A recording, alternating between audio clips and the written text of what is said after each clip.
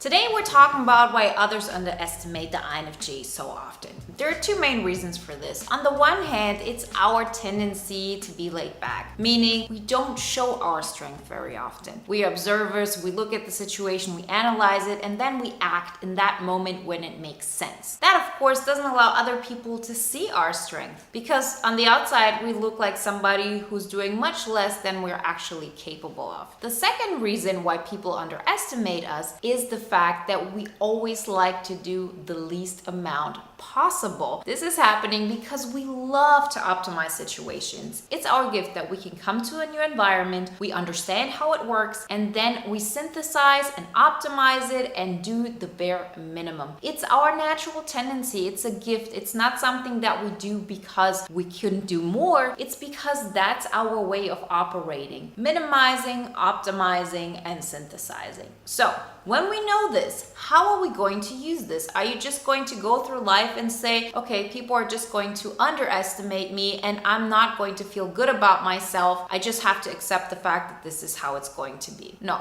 That's definitely not the case, because you wouldn't be bothered if people underestimated you if you didn't care about it. And you can't tell yourself, oh, I'm just gonna stop caring about this. It's much deeper than this. If it was that easy, this wouldn't be a problem in the first place. So it takes a certain kind of strategy that we're gonna talk about today to get to a point where you don't feel like you're being underestimated, where you also don't care if others do, but at the same time, you're challenging yourself and it's a positive circle in itself. So you keep doing certain things, you start believing in yourself, and because of that, people underestimate you less and less. It's really fascinating. So we're going to talk about it in detail today. Remember, before we get started, if you want to take the next step in creating your INFJ epic life and you want my help with this process, then work with me one-on-one. All the information you find a link in the description. So back to those two aspects. On the one hand, we have a laid-back personality, we have an observer personality. That in itself makes others not aware of what we could do. It's much easier for us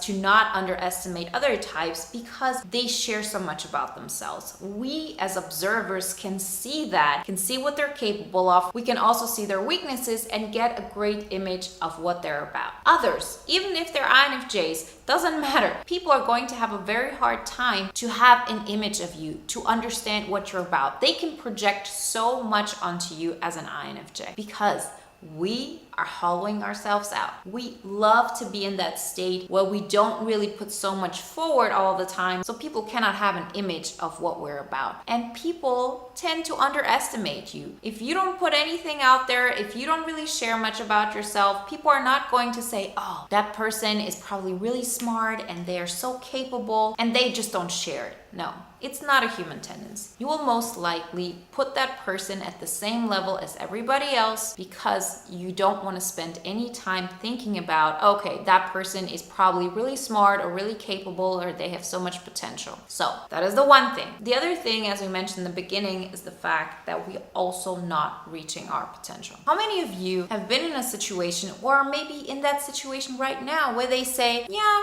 I'm not really pushing myself so much. I'm getting through where I want to be. I'm getting all my tasks done. And on the outside, people even tell me, oh, you've accomplished so much. But I know myself, I'm not really tapping into my potential. I'm really relaxed. I don't feel I'm challenging myself. And we don't know what to do at that moment, because what is the alternative? We would have to do something that would take so much out of us. And what for? We can always go that route of being relaxed and getting amazing results with doing little. And here's the solution to all of that. It all starts with you being proud of yourself, with you tapping into your potential, with you proving to yourself that you are not to be underestimated. You are worried so much that people underestimate you because on some level you don't believe yet that you are not to be underestimated. If you were completely convinced that you were the best thing ever, you wouldn't even think about these things. You're worried about this because on some level, you yourself doubt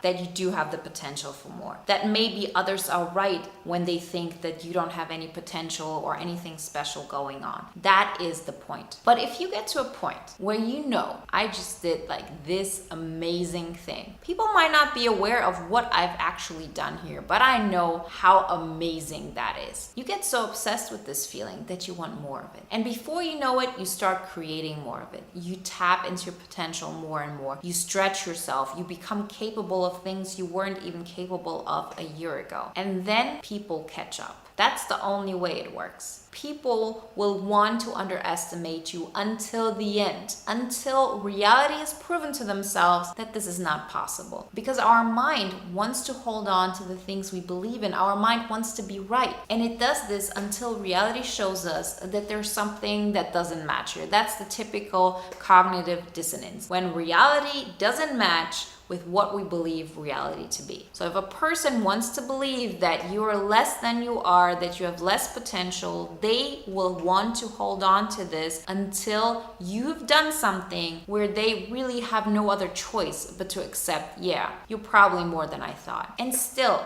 they will underestimate you as much as they possibly can. People who do this are mainly not where you're at, because they want to believe that we're all on one level. They want to believe that you are not above them in any kind of way, that you've achieved more, that you've been able to tap into parts of you, because they at that moment have not been able to do this. And to admit this to yourself is very, very painful from an ego standpoint. And I'm talking about other people like this is something that only concerns others. No, it's a human thing. We all have that. And once we understand that this is just how our mind functions, we can take it with a grain of salt. We can understand it's not that others want to hurt us. It's not that people don't want us to succeed. It's just what their mind allows them to think at that moment. It's a self-preservation thing. So in order to reverse this entire trajectory, in order to get to a point where people underestimate you less and less, and where you care less and less if they do, because you feel like you're just doing amazing and you're so proud of yourself and you cannot wait to take on the next day and you're just your biggest cheerleader, you have to tap into your potential. You have to do things that will force you to find where your limit is at. As long as you're in a position where you only have to do the bare minimum, you're never going to get there. You have to get to a place where things are too hard, because that in itself will stretch you, and it will still allow you to go into the concept of optimizing, synthesizing, minimizing, doing the things that you're so good at, because it's so much, it's so difficult at some level that only because you're able to use those gifts of synthesizing, optimizing, minimizing, you're able to move forward, you're able to grow, you're able to handle it. And that's how you solve both of those problems at the same time. You're proud of yourself, you get to grow, you feel like you're tapping into your INFJ epic life more and more. It opens doors to the next level of your evolution, and at the same time, you stop caring so much that people underestimate you. They actually fall off your radar altogether because you continuously grow. And the people who underestimated you back in the day, yes, they might look at you at some point and say, oh, she or he has achieved so much. But most likely they're busy with their own life. They do their own thing. And most likely they don't want to see what you've accomplished, how much you have outgrown them, because they're so busy with their own thing and they don't need that ego hit, right? That's just something we have to accept. But it all doesn't matter because you don't feel like you're underestimated anymore. That's what it's all about. You don't really know what people are thinking. You're focusing on particular people because they mirror back to you when you fear at that moment, what you think at that moment. If you believe about yourself, I have so much potential, I'm tapping into it, I'm growing, I'm proving to myself that I can do it, all of this falls away. All of it loses any kind of priority in your life, and you feel like a brand new INFJ right there. If you still have that urge to say, I still want to clap back, and this is something I want other people to understand, then watch the video on the most savage INFJ clap back.